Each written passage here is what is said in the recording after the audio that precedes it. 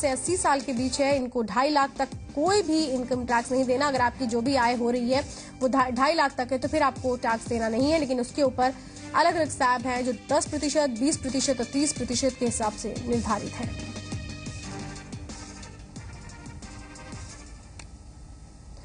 और अगर आप भी कोई सवाल करना चाहते हैं, अगर आपके भी कोई सवाल है इनकम टैक्स रिटर्न फाइल करने को लेकर, कैसे करें, अगर आप कहीं कंफ्यूज हो रहे हैं तो कुछ नंबर्स हम आपको दिखा रहे हैं। नंबर है 1800-180-1525, 0120-2511-063। और आपके तमाम सवालों के जवाब देने के लिए स्टूडियो में हमारे साथ खास मेहमान जुड़े हुए हैं। हमारे साथ इस वक्त मौजूद हैं टैक्स एक्सपर्ट गौरव जैन जी। गौरव जी, स्वागत है आपका। धन्यवाद आपका। तो गौरव, पहला सवाल मेरा आपसे यही है कि जब भी कोई अपना इनकम टैक्स रिटर्न फाइल करता है तो अगर वो पहली बार अपना टैक्स रिटर्न फाइल कर रहा है, ऐसे में उन लोगों को क्या बातें ध्यान में रखनी होगी? उनको ये ध्यान रखना पड़ेगा कि इनकम अपनी वो सही तरीके से दिखाएं। ज्यादातर क्या होता है, जब आप किसी से इनकम लेते हैं तो वो आपका टैक्स पहले ही काट लेता है और वो एक सर्टिफिकेट इशू करता है। वो सर्टिफिकेट आपको अपनी रिटर्न के साथ लगाना बहुत जरूरी है, क्योंकि तभी आपका टैक्स सही कैलकुलेट होगा और आपको अगर रिफंड बनता है टैक्स का तो वो आपको रिफंड मिलेगा। और बाकी सारे कागज, अपना पैन नंबर जरूर ध्यान से भरिए, क्योंकि अगर पैन नंबर आपका गलत है तो कहीं आपका टैक्स रिफंड गलत खाते में जमा हो सकता है। बिल्कुल। और एक दर्शक है नरेंद्र कुमार हाथरस से। नरेंद्र जी, सवाल कीजिए। सर, मुझे ये मालूम करना है सर मेरा जो TDS कट रहा है और मेरा 2 लाख से कम है इनकम, तो मुझे जो है क्या करना होगा? आपका TDS कायदे से कटना नहीं चाहिए। एक हमारे इनकम टैक्स एक्ट में एक फॉर्म है, वो अगर आप अपने पेयर ऑफ इनकम को देंगे उस फॉर्म को मिलने के बाद में वो आपका TDS नहीं काटेगा। बिल्कुल गौरव, वो फॉर्म क्या है, वो उसके बारे में भी आप जरा थोड़ी सी जानकारी दे दें।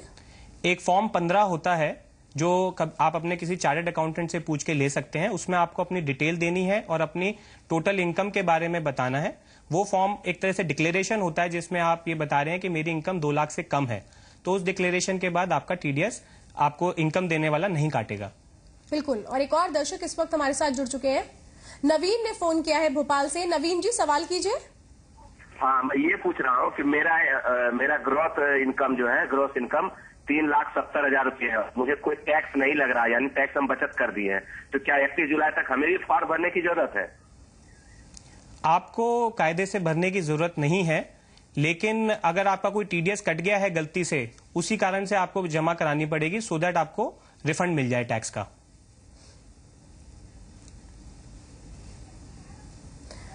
तो ये आज हम आपको बता रहे हैं कि इनकम टैक्स रिटर्न आप कैसे फाइल करेंगे, उसका सही तरीका क्या होना चाहिए, और अगर आपकी टैक्स लायबिलिटी नहीं है तो उसके लिए भी आपको कैसे फॉर्म देना पड़ेगा। जिस तरह से एक दर्शक इस वक्त हमारे साथ जुड़े हुए थे जिनको 2 लाख तक जिनकी आमदनी है पूरे साल की, ऐसे में टैक्स देने की जरूरत नहीं है, उसके लिए भी आपको लेकिन फॉर्म जरूर जमा करना पड़ेगा बताने के लिए कि आप टैक्स के दायरे में नहीं आते हैं।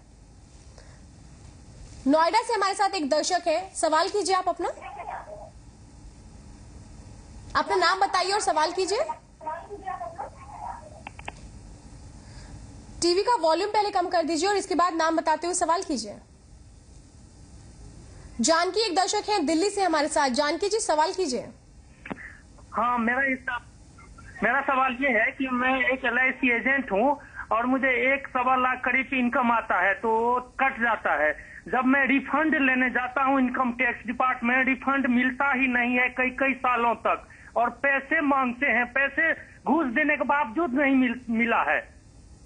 जी देखिए, ये पुराना सिस्टम होता था, बट अब से कुछ सालों से ऑनलाइन रिटर्न भरने का सिस्टम जारी कर दिया है इनकम टैक्स डिपार्टमेंट ने।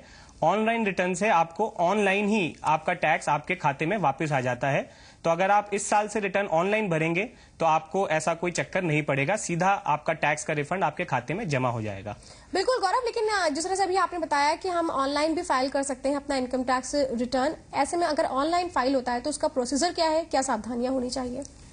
ऑनलाइन रिटर्न फॉर्म वैसे ही है जैसे कि एक हार्ड फॉर्म होता है, बट उसके लिए एक एडिशनल रिक्वायरमेंट डिजिटल सिग्नेचर्स की होती है, जो आप किसी भी एजेंसी से जाकर के ले सकते हैं। एक डिजिटल सिग्नेचर कंपनी सेक्रेटरी भी आपको हेल्प कर सकता है। अगर आपके पास डिजिटल सिग्नेचर है तो आप इनकम टैक्स की वेबसाइट पे जाइए, फॉर्म डाउनलोड कीजिए, उसको भरिए जैसे कि एक हार्ड फॉर्म होता है और उसको अपलोड कर सकते हैं आप इनकम टैक्स की वेबसाइट पे। बिल्कुल, बेहद ही आसान तरीका भी है ये, बस थोड़ी सी सावधानी रखने की जरूरत है, जिस तरह से गौरव हमें बता रहे हैं। और इन तमाम सावधानियों को रखते हुए आप अपना इनकम टैक्स रिटर्न ऑनलाइन भी फाइल कर सकते हैं। और अगर पहली बार इनकम टैक्स रिटर्न फाइल कर रहे हैं तो फिर क्या ध्यान में रखें, ये भी हम आपको लगातार बता रहे हैं। और प्रेमानंद के दर्शक है हमारे साथ झारखंड से। प्रेमानंद जी, सवाल कीजिए। हाँ, मैं जानना चाहता हूँ कि मैं एक यहाँ पर प्राइवेट कंसल्टेंसी चला रहा हूँ, ठीक है। इसको मतलब इनकम टैक्स में अप्लाई करने के लिए क्या करना पड़ेगा हमको? जी, इनकम टैक्स में अप्लाई करने के लिए सबसे पहले आपको पैन नंबर लेना पड़ेगा। पैन ही आपका आइडेंटिफिकेशन है इनकम टैक्स डिपार्टमेंट के लिए। और क्योंकि आप एक बिजनेस कर रहे हैं, आपको अपने खाते रखने पड़ेंगे, उन खातों के हिसाब से और उस पैन नंबर पे आपकी रिटर्न बनेगी और जमा होगी इनकम टैक्स डिपार्टमेंट पे 31 जुलाई से पहले। बिल्कुल। और एक बात और गौरव, मैं ये जानना चाहूंगी आपसे कि कई बार ऐसा भी हो जाता है कि लोग जहां अपना इनकम टैक्स रिटर्न फाइल करने जा रहे होते हैं वहां छोटी छोटी गलतियां वो कर देते हैं, जैसे फॉर्म को सही से नहीं भर देते हैं या फिर जो सही तारीख है उसका भी वो ध्यान नहीं रखते हैं। ऐसे में जो बेसिक चीजें, जब हम एक फॉर्म भर रहे हैं तो वो कौन कौन सी मेन बातें होती हैं जिसपे हमें फोकस करने की जरूरत होती है? देखिए, सबसे पहले तो आपको ये ध्यान रखना है कि आप जो भी फिगर्स उसमें भर रहे हैं वो सही भर रहे हैं। अगर आप कहीं और पैन नंबर, मैं बार बार इस बात को कह रहा हूं कि आपको अपना पैन नंबर बहुत सही भरना है, क्योंकि अगर आप गलत पैन नंबर भर देंगे तो एक तो आपकी रिटर्न जमा नहीं होगी या लेट हो जाएगी, या अगर कहीं रिफंड आना होगा तो वो किसी गलत खाते में चला जाएगा। दूसरा, आप अपने bank account number, IFSC code अपने बैंक अकाउंट का आपको भरना पड़ता है रिटर्न फॉर्म में, उसको जरूर सही भरिए, क्योंकि वही आपके टैक्स जमा करने या उसके वापस आने का आपका बैंक के साथ में कनेक्शन है।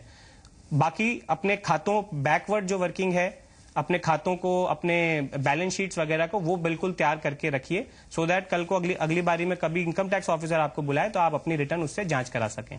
बिल्कुल। सुमित एक दर्शक है बुलंदशहर से। सुमित जी, सवाल पूछिए। हेलो जी सुमित, टीवी का वॉल्यूम पहले कम कर दीजिए और इसके बाद सवाल कीजिए। मैडम, सर ये महिला के लिए कितने रुपए तक टैक्स फ्री है? जी, ये टैक्स स्लैब के बारे में जानना चाह रहे हैं गौरव, इन्हें टैक्स स्लैब एक बार कंफर्म कर दीजिए। साधारण व्यक्ति के लिए 2 लाख रुपए तक कोई टैक्स नहीं है।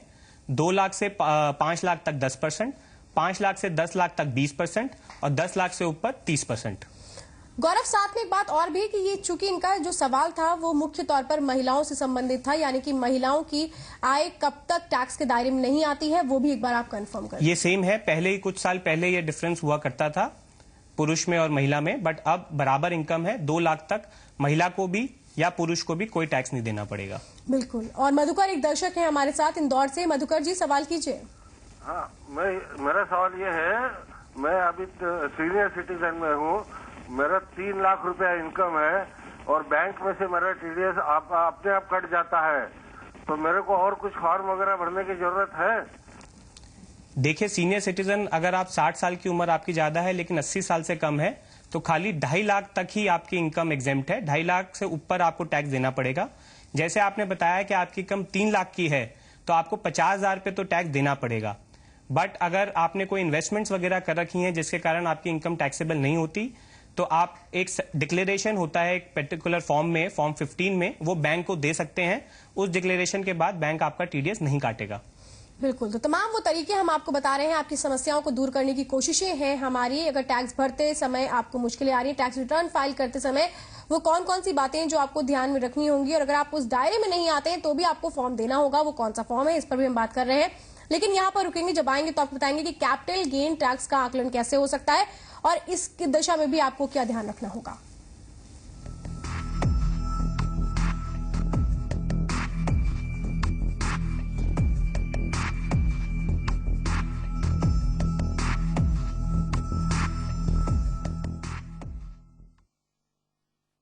मिस्टर सुरेंद्र प्रसाद के खून में एम्पायरिंग है। इंटरनेशनल एम्पायर बन सकते थे। एक्सक्यूज, आप हमारे मैच में अंपायरिंग करोगे? पर मच्छर ने इनका मौका छीन लिया। मलेरिया, एक भी मच्छर है डेंजरस, इसीलिए काला हिट, एक भी मच्छर नहीं बचेगा। एनर्जी 500 गोल्ड, अब ज्यादा शक्ति, ज्यादा चुस्ती। Energy 500 gold capsule. इस गर्मी में घर लाइए सुपीरिया ताजगी, सुपीरिया लेमन फ्रेश साबुन के साथ, जिसमें है नींबू और मिंट के कुदरती सत्व। अब 3 साबुन के साथ 1 साबुन बिल्कुल मुफ्त। IME Ghaziabad, known for best quality educations in management, IT and law courses. UGC approved collaboration with reputed universities of USA, Malaysia and Poland. कितने केले खाएं पर कब्ज वहीं का वहीं। पेश है झंडू नित्यम चूर्ण। सिर्फ इसमें है आयुर्वेद द्वारा प्रमाणित एरंड तेल की शक्ति और अन्य प्रभावशाली जड़ी बूटियों का मिश्रण जो दे जिद्दी कब्ज से राहत रातों रात। साफ है झंडू नित्यम चूर्ण, कब्ज का रामबाण उपाय। ज्योति विद्यापीठ महिला विश्वविद्यालय जयपुर, महिला शिक्षा हेतु सुरक्षित शैक्षणिक संस्थान। अधिक जानकारी के लिए कॉल करें toll free.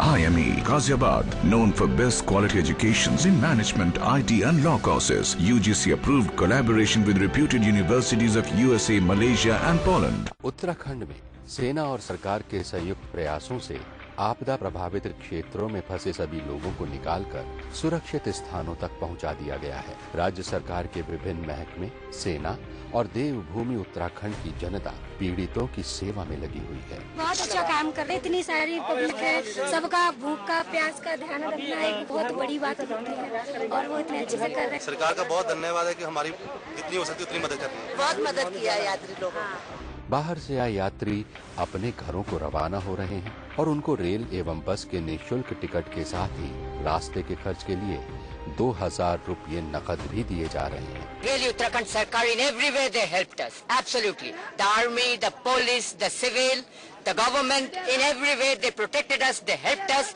and presently also we are having really nothing with us, and they have promised that they will provide us some finance to go back to our place. Uttarakhand वासियों पर देश को गर्व है। इस गर्मी में घर लाइए सुपीरिया ताजगी, सुपीरिया लेमन फ्रेश साबुन के साथ, जिसमें है नींबू और मिंट के कुदरती सत्व। अब 3 साबुन के साथ 1 साबुन बिल्कुल मुफ्त। एनर्जी 500 गोल्ड, अब ज्यादा शक्ति ज्यादा चुस्ती। Energy 500 gold capsule. अरे काका वो देखो। अरे क्या कहना भाई, फुलवा को क्या कामकाजी पति मिला है। क्यों भैया, पानी भरते हो या रसोई भी कर लेते हो। जोरू का गुलाम खानदान का नाम खराब कर दिया है? हमारी बीवी उम्मीद से है, अभी उसको पूरा आराम नहीं मिलेगा तो हमारे आने वाले बच्चे पे असर पड़ेगा ना। तो हम खानदान का नाम डुबो रहे हैं या बचा रहे हैं, है काका? हाँ।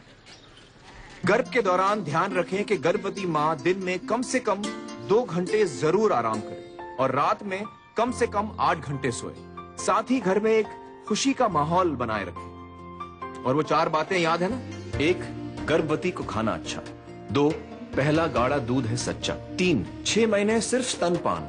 और 4, फिर स्तनपान और पोषण का ध्यान। तो 4 बातों से नाता जोड़ो, कहो कुपोषण भारत छोड़ो।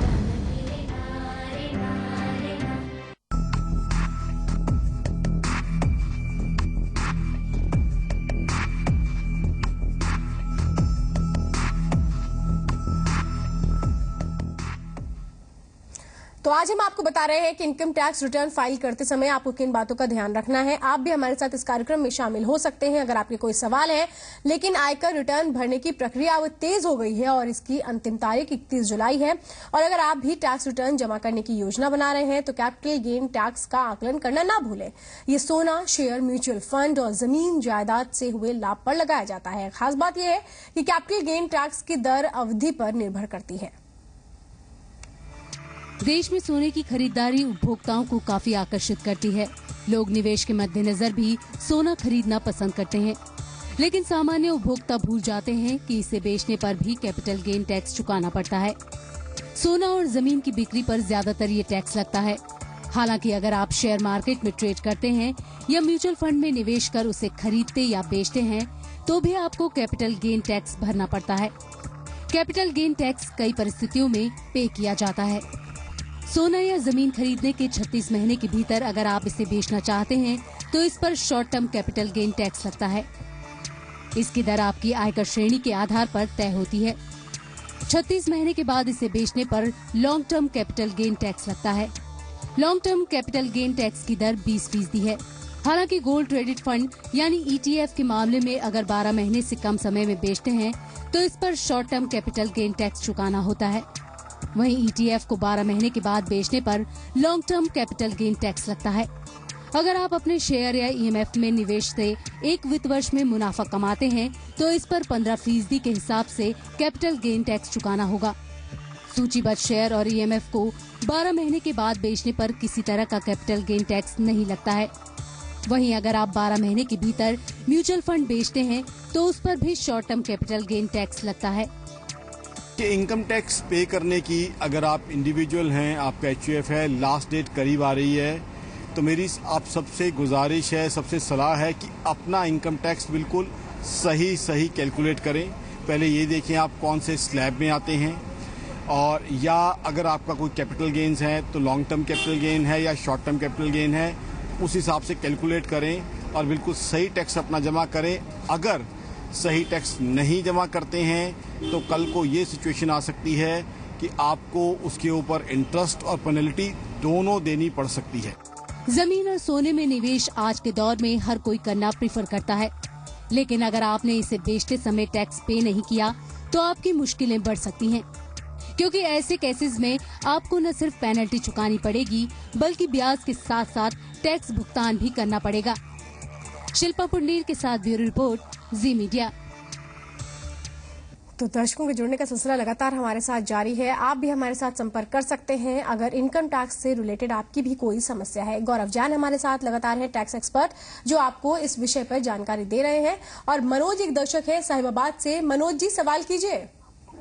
सर मैं सादाबाद से बोल रहा हूँ, मनोज बोल रहा हूँ जी। सर मैं ये जानना चाह रहा हूँ कि जैसे हम लॉयर के माध्यम से हम जमा करते हैं अपना टैक्स, तो हम जैसे डायरेक्ट जमा करना चाहें तो सीधे डिस्ट्रिक्ट में होता है या अगर वहाँ कहाँ होता है, और यहाँ जाने के लिए किस किस कागजों की आवश्यकता होगी सर, ये बताइए। जी, आप सीधे भी जाके जमा कर सकते हैं, आपको लॉयर के थ्रू जाने की जरूरत नहीं है। बट आपको ये जानकारी होनी चाहिए कि रिटर्न फॉर्म कैसे भरा जाए, जिसमें आपको लॉयर हेल्प करता है। आप सीधा जाकर के अपना return form income tax office जो भी आपके एरिया में होगा वहां पे सीधा जाके उसको जमा कर सकते हैं। यही कार्रवाई होती है इसमें। बिल्कुल, यानी कि आप अगर सीधे जमा करना चाहते हैं तो ऐसा नहीं है कि आप नहीं कर सकते हैं, बस जरूरी ये है कि आप पहले फॉर्म को जो भरने का तरीका होता है उसको अच्छी तरह से समझ लें ताकि उसमें आप कोई गलती ना कर दें। और इस वक्त एक और दर्शक हमारे साथ है, केजी हमारे ने फोन किया है। केजी जी, सवाल कीजिए। हाँ, मैं केबी छत्री बोल रहा हूँ जी, सवाल कीजिए आप। हेलो जी, आपकी आवाज आ रही है, आप सवाल कीजिए। हम लोग एजुकेशन डिपार्टमेंट से है, अरुणाचल प्रदेश से, तो हमारा इनकम टैक्स जो है ऑफिस में कट देता है। मुझे हाल ही में इनकम टैक्स से 2010-11 का रिटर्न फॉर्म भेजा गया था, तो हम लोग का पास में रिटर्न फॉर्म भेजने के लिए कुछ भी डाटा नहीं होता है। वो लोग हम लोग को 16 नंबर फॉर्म भी नहीं देते हैं, तो वो रिटर्न फॉर्म हम लोग कैसे भेजेंगे? मैंने जाकर ऑफिस में दे दिया फॉर्म को, तो वो लोग बोलते हैं हम लोग इसको पूरा चार्टर अकाउंटेंट को दे रखे हैं, चार्टर अकाउंटेंट हम लोग को इसको पूरा दे देगा, तो उसके बाद ही हम लोग इसको फाइल करके भेज सकते हैं, अभी आपको कोई चिंता नहीं है, ऐसे बोले हैं। जी, क्या करें गौरव? ये देखिए, चार्टर्ड अकाउंटेंट को इसलिए दिया है क्योंकि फॉर्म में काफी सारी डिटेल्स होती हैं, वो उसको आसानी से भर सकते हैं। बट जो आपके एम्प्लॉयर ने, एजुकेशन डिपार्टमेंट ने जो आपको फॉर्म 16 इशू किया होगा, फॉर्म 16A, उसके बेसिस पे आप खुद भी अपना रिटर्न फॉर्म भर सकते हैं और उसको सीधा इनकम टैक्स डिपार्टमेंट में जमा करा सकते हैं। लेकिन गौरव, इनका सवाल तो ये है कि इनको अभी तक वो फॉर्म नहीं मिल पाया है, ऐसे में क्या ये सीधे भी फॉर्म ले सकते हैं? फॉर्म इनकम टैक्स डिपार्टमेंट की वेबसाइट पे, इनकम टैक्स डिपार्टमेंट की वेबसाइट incometaxindia.gov.in पे ये फॉर्म्स अवेलेबल हैं। ये सीधा उस वेबसाइट पे जाके उसको डाउनलोड कर सकते हैं, ऑनलाइन भी जमा करा सकते हैं, या उसका प्रिंट आउट लेकर के, अगर इनकी इनकम 5 लाख से कम है तो उसका प्रिंट आउट लेके फिजिकली इनकम टैक्स डिपार्टमेंट में जमा भी करा सकते हैं। बिल्कुल। और चलिए, एक और दर्शक हैं, अभिनव ने फोन किया है मेरठ से। अभिनव, सवाल कीजिए। सर मेरा प्रश्न ये है कि मेरे फादर की इनकम पेंशन जो है उनकी 2 लाख के करीब है, और जो हमें इंटरेस्ट से प्राप्त होती है वो 1.5 लाख के करीब है, तो सर हम 15H फॉर्म भर सकते हैं या नहीं भर सकते? नहीं, आप नहीं भर सकते, क्योंकि बेसिक एग्जेम्पशन लिमिट खाली 2 लाख की है। आपकी टोटल इनकम, जैसे आपने बताया, 3.5 लाख की है। क्योंकि वो बेसिक एग्जेम्पशन लिमिट से ऊपर है तो आपको इनकम टैक्स देना पड़ेगा, तो आप फॉर्म 15H नहीं दे सकते।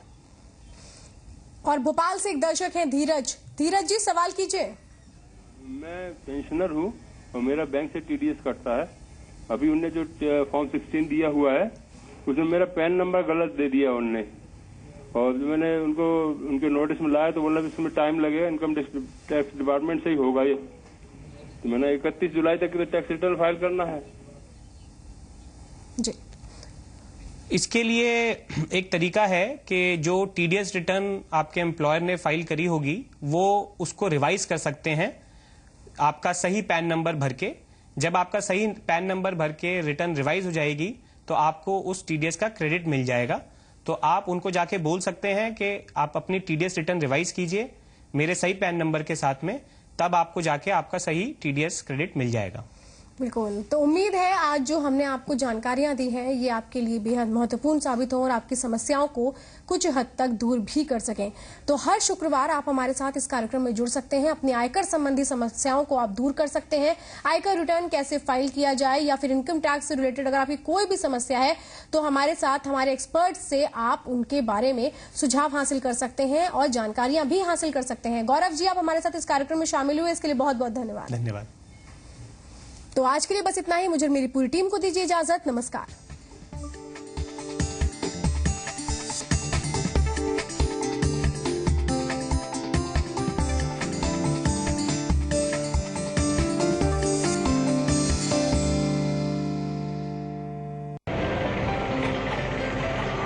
समय के साथ सपने बदले और नजरिया भी, फिर भी बदलाव के झरोखे से यहाँ का इतिहास आज भी नजर आता है। बदलते समय की बदलती तस्वीर। उत्तर प्रदेश, देखिए उम्मीदों से भरे इस प्रदेश की हर खबर सिर्फ जी उत्तर प्रदेश उत्तराखंड पर। अपना प्रदेश, अपना देश।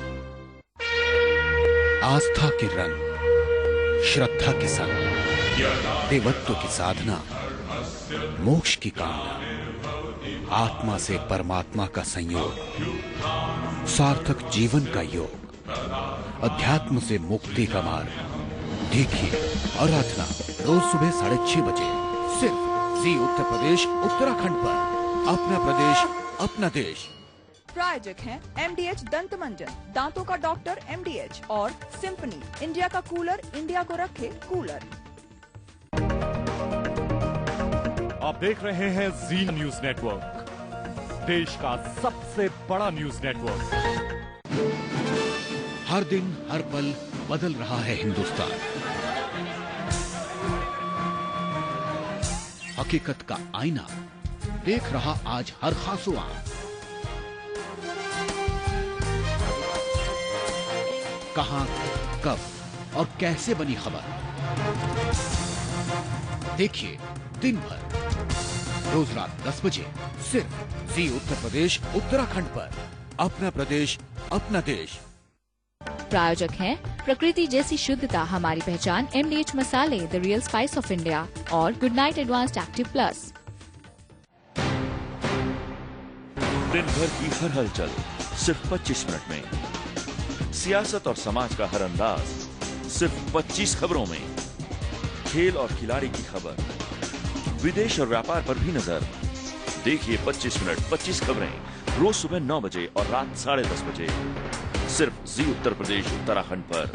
अपना प्रदेश, अपना देश। प्रायोजक हैं on Khelo full on, life में असली स्वाद जगाए MDH Chunky chaat masala, TVS sport और जंडू नित्यम चूरन।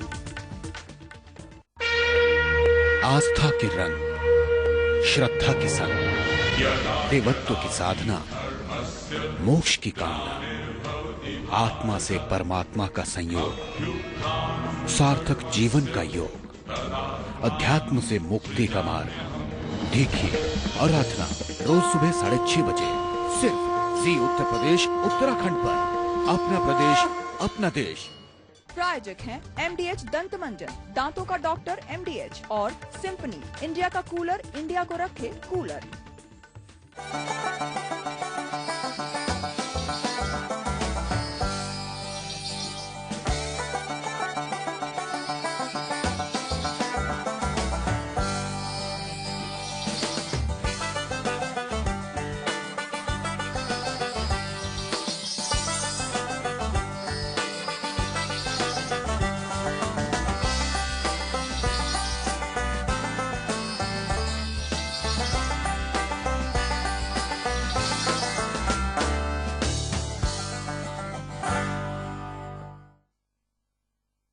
प्रायोजक हैं चने का असली स्वाद MDH चंकी चाट मसाला। प्रायोजक है प्रकृति जैसी शुद्धता हमारी पहचान MDH मसाले, the real spice of India.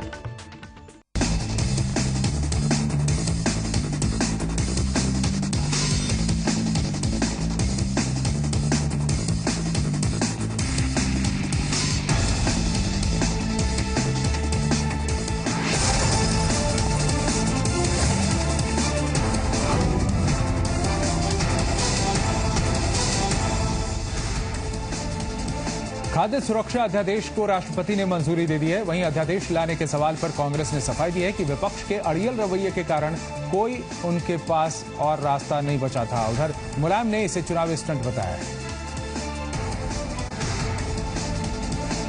गिनी प्रसाद वर्मा की बयानबाजी को मुलायम ने हल्के में लेते हुए कहा है कि अगर उनके दोस्त उनकी चर्चा करते हैं तो इसमें बुरा क्या है। मुलायम ने चुटकी लेते हुए कहा कि बेनी को कांग्रेस से डांट पड़ी है, तभी उन्हें कांग्रेस छोड़ने की धमकी देनी पड़ी।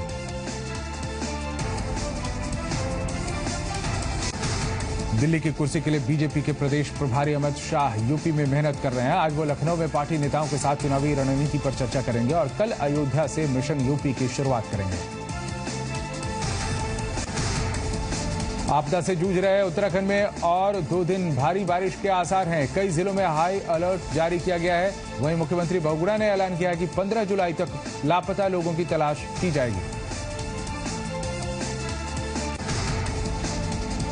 यूपी में बारिश और बाढ़ ने लोगों की मुश्किलें बढ़ा दी हैं। गाजीपुर के और कुशीनगर के दर्जनों गांव बर्बादी की कगार पर हैं। वहीं फर्रुखाबाद में लोग पलायन को मजबूर हैं। बस्ती में हजारों एकड़ फसल बर्बाद हो गई है।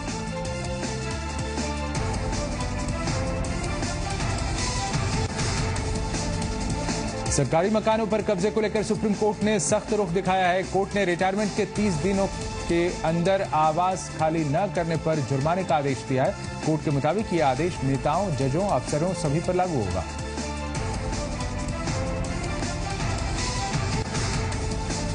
चुनावी घोषणा पत्र में किए जाने वाले वादों पर सुप्रीम कोर्ट ने नजर टेढ़ी कर ली है। कोर्ट ने कहा है कि घोषणा पत्र को आचार संहिता के दायरे में लाया जाना चाहिए। साथ ही चुनाव आयोग को घोषणा पत्र के कंटेंट को लेकर गाइडलाइंस तैयार करने का भी निर्देश दिया है। रक्षा मंत्री AK एंटनी चीन के दौरे पर हैं। ऐसे में चीन के एक जनरल के बयान ने माहौल को गरमा दिया है। जनरल ने धमकी देते हुए कहा है कि सीमा पर फौज बढ़ाकर भारत चीन को भड़काने की कोशिश न करे।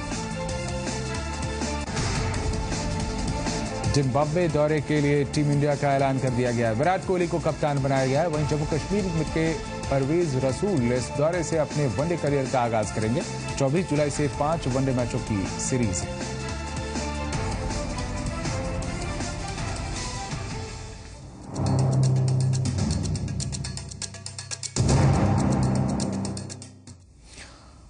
नमस्कार, आप देख रहे हैं मुद्दे की बात और आपके साथ मैं हूं अजीत। चुनाव जीतने के लिए पार्टियां जनता से वादे करती आई हैं, लेकिन अब इन वादों का स्तर कुछ ऐसा होता जा रहा है जिस पर सवाल उठने लगे हैं। सियासी दलों ने चुनावी घोषणा पत्र को ऐसा बना दिया है मानो यही उन्हें सत्ता की चाबी दिलवा दे। और ऐसे में जनता को लुभाने के लिए सरकार की आर्थिक हालत तक को ताक पर रखकर घोषणाएं की जाने लगी हैं, भले ही सत्ता में आने पर उसे पूरा न कर पाए। हालांकि अब ऐसे लॉलीपॉप पर लगाम लग सकती है, क्योंकि देश की सर्वोच्च अदालत ने चुनावी वादों को माना है इलेक्शन में सबसे बड़ी बाधा। और यही है आज हमारे मुद्दे की बात।